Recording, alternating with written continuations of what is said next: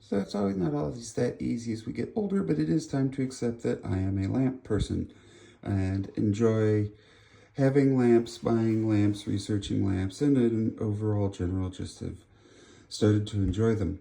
And one of the things that I have discovered is that vintage lamps are really kind of an interesting market because something vintage can be from the 90s, 50s, 20s, and the cool stuff you really have to watch out for.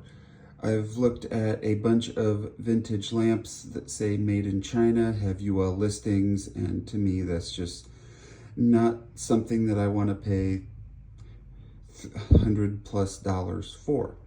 These, on the other hand, Target had on clearance for 70% off, and I decided to go ahead and pick them up.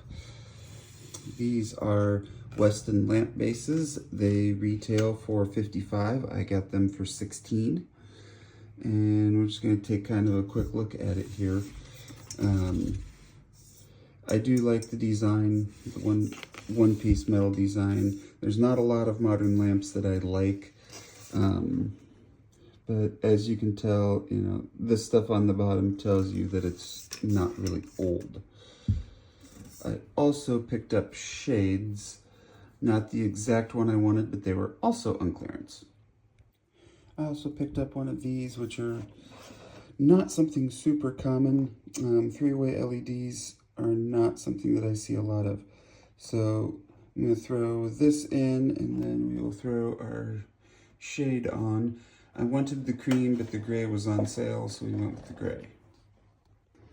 All right, and this is the finished look. The zoomed out perspective makes it look a little less proportional than it is.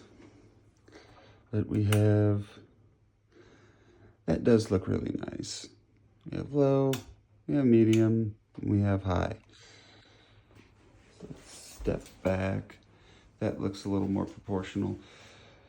For 30 bucks, I think it looks really good. You're not gonna find even a quote-unquote vintage base for that anymore.